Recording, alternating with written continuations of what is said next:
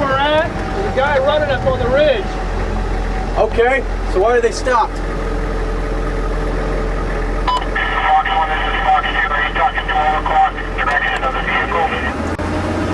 Fox, vehicle that just went down to Lincoln with Zulu. You're 12 o'clock, about 100 meters in the red line area.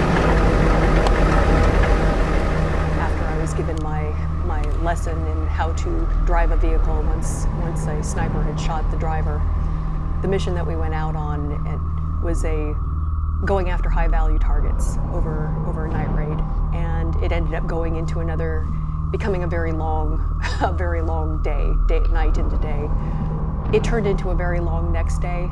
We were going through a village, and we were trying to go after squirters, the guys who had gotten away, the guys who had squirted out, the bad guys that they're not running away for no reason.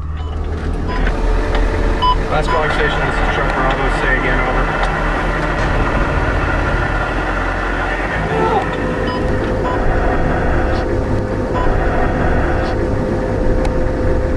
In the gully right in front of the other truck. Come on!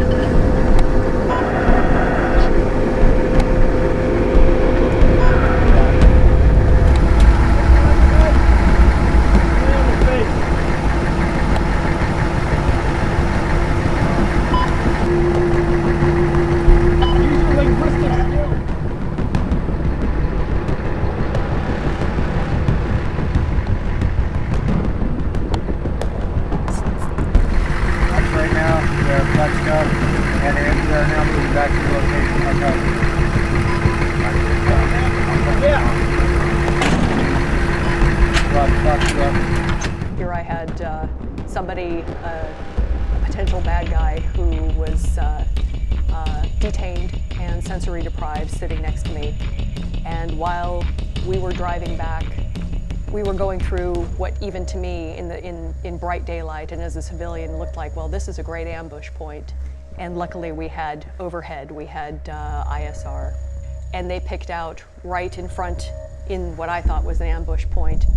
They found a guy, they saw a guy who was digging a hole in the road as we were coming up. And they circled around and they took him out. They went Gatling on him.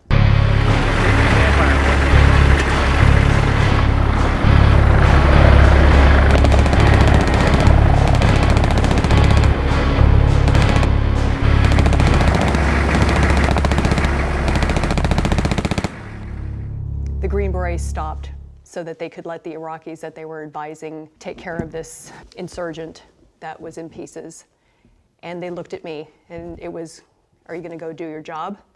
Yes, I was going to go do my job, but they were testing me. They were putting me through another test. And they watched me as the Iraqis that they were advising went to the hole that this insurgent, this IED digger had been digging. And I got up there up close and personal with my little video camera as these big burly Green Berets watched, and I did my job. I shot the video as the Iraqis picked up the body parts, picked up the severed limbs, and put these severed limbs into the hole that the IED digger had been digging. And I turned and looked, and the Green Berets were watching me. And I knew I'd earned my place, because they were watching to see if I was going to cry, if I was going to faint at the sight of blood, if I was going to be afraid, if I was going to do something. It was stoic faces, but they were watching me intently and closely. And as I walked back, the chief said to me, he literally dug his own grave. And from that point forward, it wasn't that I was part of the team, but they saw that I wasn't going to hold them back. I wasn't going to be a liability. I wasn't going to be afraid in situations, and I was going to be a professional. I was going to get the job done. And in that situation, I got the video of the insurgent who had been digging an IED that was meant directly for us, and I could tell that story.